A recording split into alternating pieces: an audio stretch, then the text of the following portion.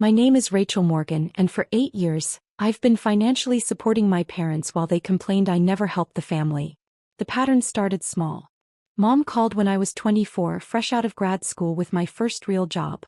Honey, we're a bit short on the electric bill this month. Could you help with $150? I sent $150. It was never just that month. By year 2, I was covering their utilities, $380 monthly. By year 3, I'd added their car insurance, $240 monthly. By year 4, their property taxes were behind and I paid the $8,400 bill. By year 8, now at age 32, I'd sent my parents $427,000 over 8 years. Mortgage assistance when dad's consulting work dried up.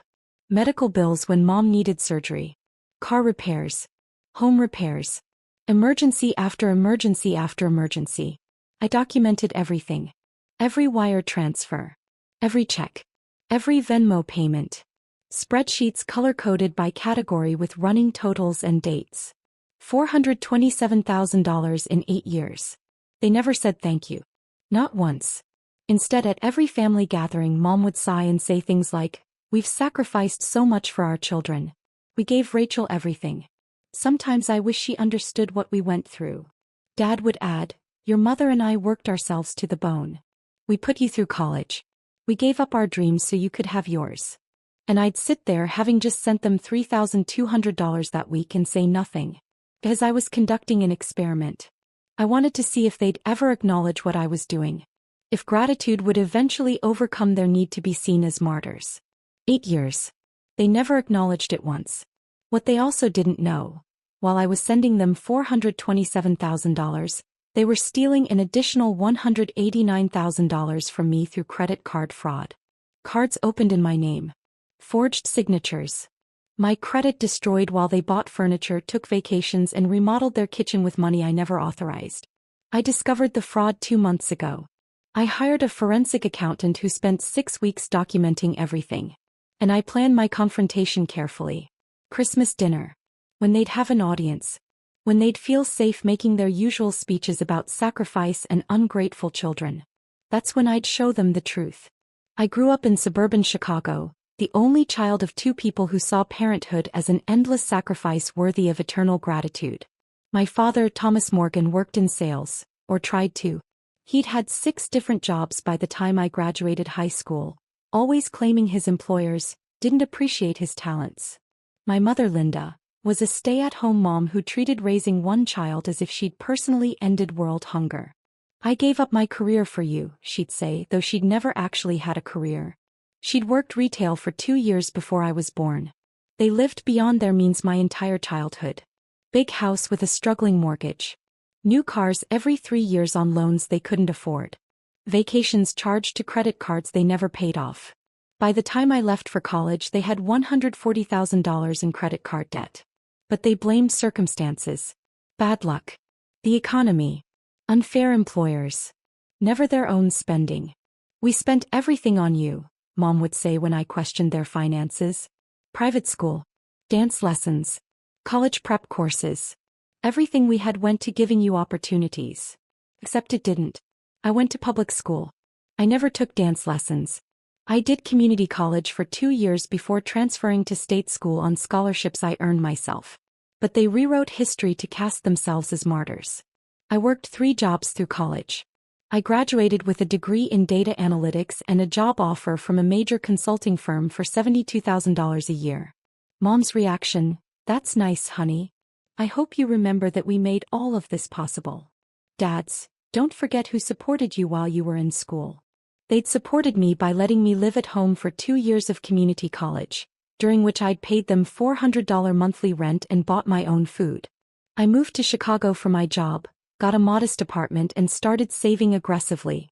I lived on $2,500 monthly and invested the rest. That's when the request started. "Honey, the water heater broke. Can you help with $800? Dad's car needs new transmission. Just $1,200. The property taxes are due and we're short. Could you cover $4,200 this year?" I helped every time. Because they were my parents. Because I was succeeding and they were struggling.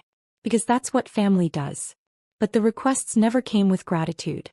They came with expectation. With entitlement. With reminders that I owed them for my existence.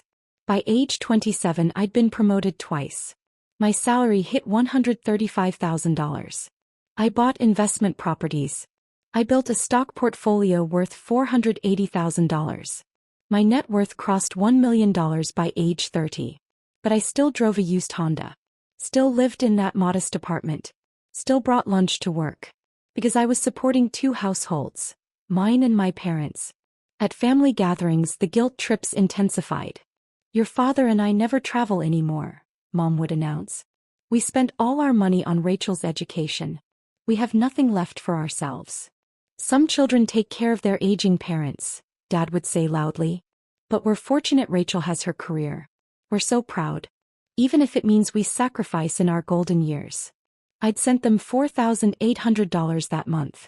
But I said nothing. I documented everything. I waited. 8 years of waiting. Then 2 months ago, my credit card company flagged my account for suspicious activity. "Ms. Morgan, we're seeing charges that seem unusual. A $4,800 purchase at Ashley Furniture in Naperville. A $3,200 transaction at a travel agency. Do these look familiar?" "No. These are on a Capital One card in your name. Are you aware of this account?" "I don't have a Capital One card." That's when I discovered the fraud. 3 credit cards in my name I didn't open. Total balance, $67,000. I called a forensic accountant named David Richardson who specialized in family fraud cases. "This is systematic," David said after reviewing my credit report. "Someone with access to your personal information has been opening accounts and making purchases for years." "How much total?" "I'll need 6 weeks to trace everything. But preliminarily, I'm seeing evidence of $150,000 to $200,000 in fraudulent debt." He came back with the final report 2 weeks ago. Total fraudulent debt in my name, $189,000. All of it traceable to my parents. The cards had been shipped to their address. The purchases were at stores near their house. The payment history showed they'd been making minimum payments using money I'd sent them for emergencies. They'd been stealing from me while I was supporting them. While they called me ungrateful. I had David prepare a full presentation. Documentation. Photos. Forensic analysis. Everything. And I waited for Christmas. While my parents were stealing from me and guilt-tripping me, I was quietly building wealth they couldn't imagine. My consulting career flourished. By age 28, I'd made senior analyst at $155,000 annually. By 30, I was promoted to project director at $205,000. But my real wealth came from investing every dollar I didn't send to my parents. I bought my first rental property at 26, a 2-bedroom condo in a developing neighborhood. $40,000 down, $1,600 monthly rent against a $1,100 mortgage. Positive cash flow of $500 monthly. I bought a second property at 28. A third at 29. By 32, I owned 5 rental properties with $680,000 in equity and $2,800 in monthly cash flow. My stock portfolio had grown to $920,000 through aggressive saving and smart investing. Total net worth, $1.8 million. But my parents had no idea. They thought I was a mid-level consultant making decent money, living modestly with no major assets. They had no idea I'd built wealth that dwarfed anything they'd ever have, while simultaneously funding their lifestyle. At Thanksgiving last year, Mom had sighed dramatically. "I just wish Rachel understood what real sacrifice looks like. She's so focused on her career. So focused on herself." "We never put ourselves first," Dad agreed. "Everything we did was for her. But some children never learn to give back." I'd sent them $5,200 that week for their furnace replacement. But I smiled and said nothing. Because I was waiting for Christmas. For the perfect moment. For the confrontation I'd been planning for 2 months. Christmas dinner was at my parents' house in Naperville. The guest list included Mom, Dad, my Aunt Carol, Uncle Stephen, and my 2 cousins. I arrived at 4 o'clock carrying wine and a homemade dessert. Mom greeted me with her usual air kiss. "Rachel. So glad you could take time from your busy career to join us." "Wouldn't miss it, Mom." Dinner was served at 6. Turkey stuffing, all the traditional sides. Small talk about weather and neighborhood gossip. Then, as dessert was being served, Mom cleared her throat. I want to say something before we finish tonight. Everyone turned to her. Your father and I have been reflecting on this past year. On our lives. On what we've sacrificed. Here we go, I thought. We gave Rachel everything, Mom continued, her voice getting emotional. Private education. Public school, Mom. Expensive activities. I paid for my own activities. College tuition. I had scholarships and worked 3 jobs. Mom's face flushed. Rachel, please. I'm trying to make a point. What's your point? My point is that your father and I sacrificed everything for you. We gave up our dreams. We spent our money. We worked ourselves to the bone. And sometimes, just sometimes, I wish you understood what that meant. Dad jumped in. Your mother's right. We never ask for recognition. We never complain. But Rachel, you're 32 years old now. You have a good career. You make good money. And yet what? And yet you never sacrifice for this family, Mom said, her voice cracking. You never give back. You never help. You're so focused on building your own life that you've forgotten about the people who made that life possible. The room went quiet. Aunt Carol looked uncomfortable. My cousins stared at their plates. We sacrificed everything for you, Dad added. Everything. And you give us nothing in return. I set down my fork carefully. Is that what you think? That I give you nothing? Well, not nothing, Mom backpedaled slightly. But Rachel, we're struggling. Your father's consulting work isn't steady. I have medical expenses. We're barely making ends meet. And you have so much. We just wish you'd help your family. Help you, I repeated. Yes. Help us. Sacrifice for us the way we sacrificed for you. I pulled out my phone. What day is it today? December 25th. What does that? December 25th, 2024. And you're saying I've never helped you? Never sacrificed for you. That's what we're saying.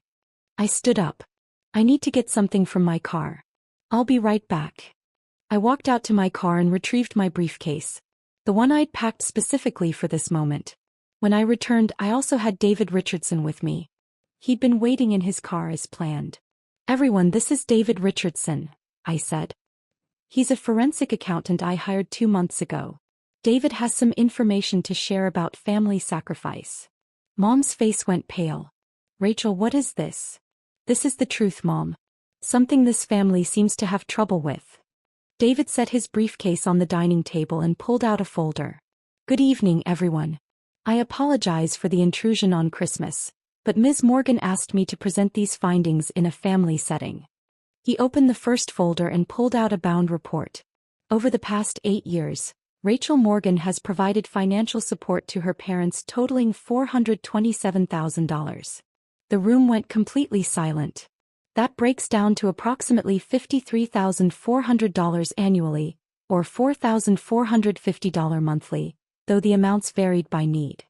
He pulled out detailed spreadsheets and placed them on the table. Mortgage assistance.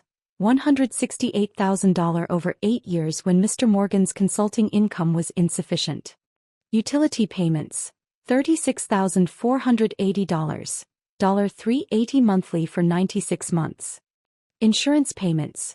$23,040. Car and home insurance when payments were missed. Property tax payments. $42,000. Covering 5 years when payments were late or missed entirely. Medical expenses. $67,000. Co-pays, deductibles and procedures not covered by insurance. Emergency expenses. $90,480. Car repairs, home repairs, appliance replacements and other urgent needs. He laid each category's documentation on the table. Total. $427,000 in documented financial support over 8 years. All from Ms. Morgan to her parents. Aunt Carol's mouth was hanging open. My cousins looked stunned. Mom found her voice. We didn't ask for all that. Actually, you did, I said quietly. I have 8 years of text messages and emails. Every request. Every emergency. Every guilt trip about how you sacrificed for me. David continued. Now the second part of my findings. He opened another folder. This one was thicker.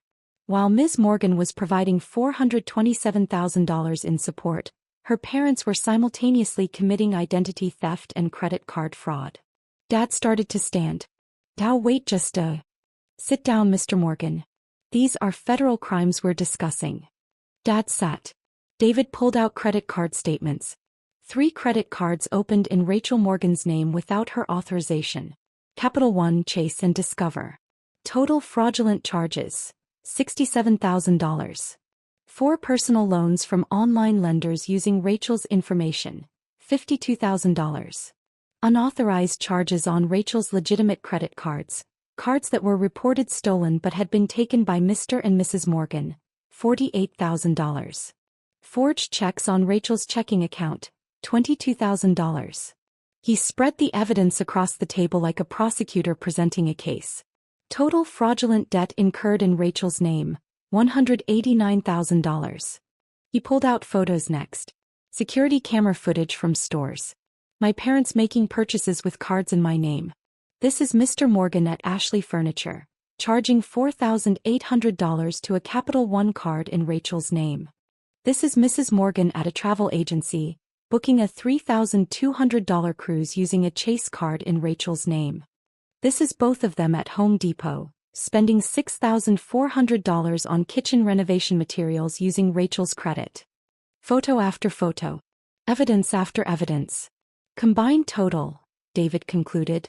Rachel provided $427,000 in legitimate support while her parents stole an additional $189,000 through fraud. That's $616,000 over 8 years. The silence in the room was crushing. David pulled out one more document. I've filed a report with the FBI's Financial Crimes Division. The case is currently under review for federal prosecution. Wire fraud, identity theft, bank fraud. The potential sentences range from 15 to 30 years in federal prison. Mom started crying. Dad's face had gone gray. Rachel, Mom sobbed. Please. We can explain. We were desperate. We didn't mean. You didn't mean to steal $189,000 from your daughter while she was voluntarily giving you $427,000? I asked. What exactly didn't you mean? We were going to pay it back. With what money? The money I was sending you? You've been using my support payments to make minimum payments on credit cards you fraudulently opened in my name. Dad found his voice. You're really going to send your own parents to prison? I'm going to let the FBI decide whether to prosecute. But yes, if it comes to that, I'll testify. But we're your parents. Mom cried. We raised you. We gave you life. And I gave you $427,000. Which apparently wasn't enough. I picked up my briefcase. You wanted to talk about sacrifice? About giving back? I gave you over $600,000 when you count the stolen money. I sacrificed 8 years of savings, investments, and financial security to keep you afloat. And you never once said thank you. Instead, you sat at family dinners and told everyone I never help. That I never sacrifice. That I only care about myself. We didn't know how much you were giving, Dad said weakly. You knew exactly how much. You deposited every check. You cashed every Venmo payment. You just convinced yourselves it was owed to you. That you deserved it because you were parents. Aunt Carol finally spoke. Linda Thomas, is this true? All of it. Mom couldn't look at her. My God, Aunt Carol whispered. How could you? We were desperate, Dad said. We made mistakes. We can make this right. How? I asked. By paying me back? You owe me $616,000. Where will you get that money? Silence. That's what I thought. The FBI contacted my parents 3 days after Christmas. Special Agent Mitchell and Special Agent Torres arrived at their house to interview them about the fraud charges. My parents called me immediately afterward, panicking. I didn't answer. They called 7 more times. I declined each one. Finally, Dad sent a text. The FBI was here. They have evidence of everything. Please call us. We need to talk about this. I texted back. All communication should go through your attorney. They hired a criminal defense lawyer who contacted David Richardson within a week. The situation was simple. My parents were facing multiple federal felony charges. Wire fraud. Identity theft. Bank fraud. The U.S. attorney was prepared to seek 15 to 25 years in prison, unless I was willing to work out a deal. Ms. Morgan, their attorney, called me directly. Your parents understand they were wrong. They're prepared to make full restitution and accept consequences. But they're asking for mercy. They're asking you not to pursue the maximum prosecution. What are you proposing? Guilty pleas to reduce charges. Probation instead of prison time. Full restitution paid over time. Your parents would sign confessions, enter payment plans, and do whatever you require. How would they pay back $616,000? They'd sell the house. They'd both get full-time jobs. They'd make monthly payments for as long as it takes. I thought about my parents in federal prison. 20 years behind bars. Missing the rest of their lives. Part of me thought they deserved it. But a larger part of me just wanted them to understand what they'd done. I'll consider it, I said. But I have conditions. 2 weeks later we met with attorneys present. My parents, their lawyer David Richardson, and my attorney Sharon Chin. Here are my terms, I said. You plead guilty to fraud charges. Federal charges with reduced sentencing recommendations. 5 years probation instead of prison. Both parents nodded eagerly. You sell the house. The equity after paying off your mortgage is approximately $180,000. That money goes directly to me as partial restitution. But where will we live? Mom asked. You'll rent. Like millions of people do. You'll downsize. You'll live within your means for the first time in your lives. Okay, Dad said quietly. Second, you both get full-time jobs. Real jobs with steady paychecks. You work until you can make meaningful payments on the debt.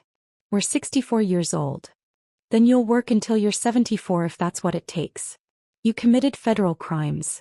You're lucky I'm not letting you go to prison. They nodded. Third, you enter a payment plan. After selling the house, you owe me $436,000. You'll pay $2,500 monthly for the next 15 years. If you miss a payment, the plea deal is void and I proceed with full federal prosecution. We can do that, Dad said. Fourth, you write a letter to every family member who was at Christmas dinner. You explain what you did. The theft. The lies.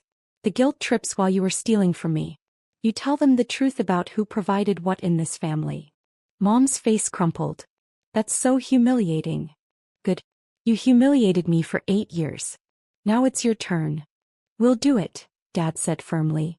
And fifth, this is non-negotiable. You go to therapy. Financial therapy.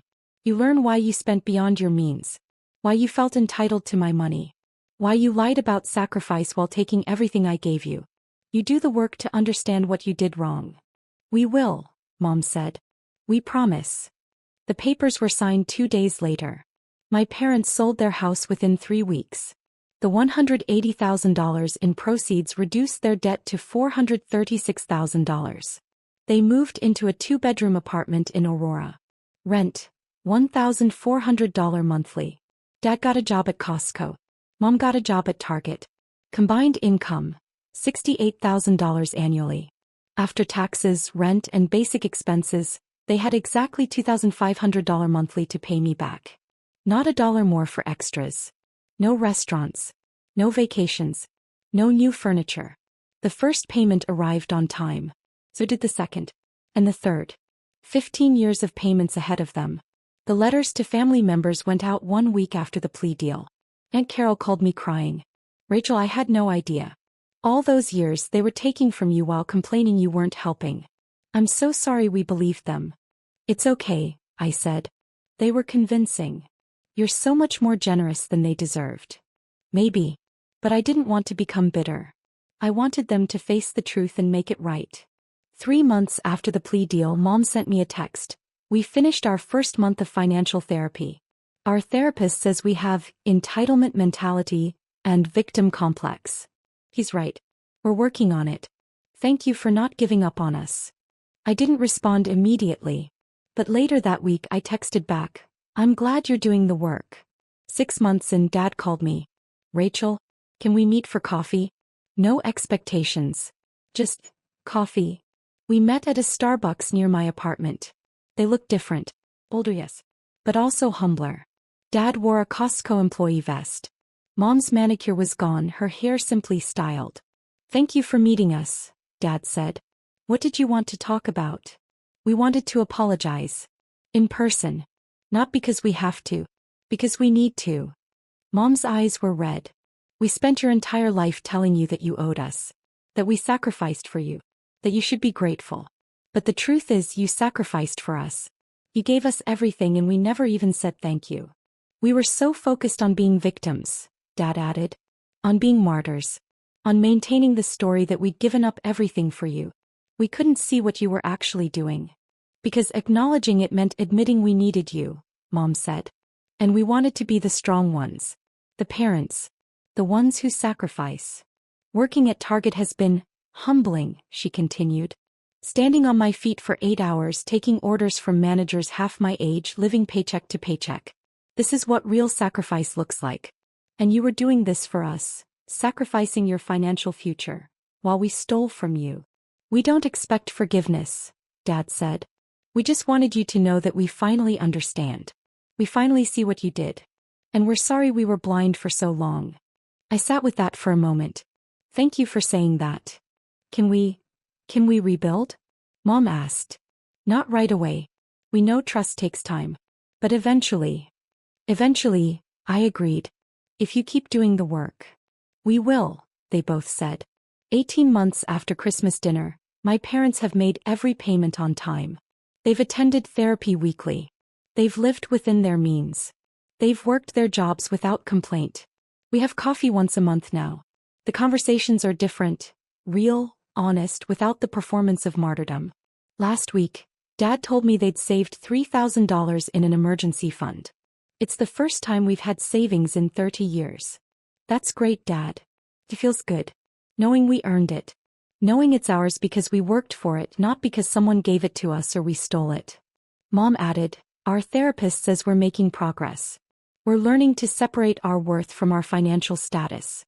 Learning that being parents doesn't entitle us to our children's money. I'm proud of you, I said. And I meant it. They still owe me $391,000. 13 more years of payments. But they're doing the work. They're changing. They're becoming people I can respect. And that's worth more than the money. Because this was never really about the $616,000. It was about seeing the truth. About acknowledging reality. About understanding that real sacrifice isn't a weapon you use to guilt people. It's something you give freely out of love. My parents sacrificed their comfortable lies. They sacrificed their victim narrative. They sacrificed their pride. And in doing so they finally learned what sacrifice actually means.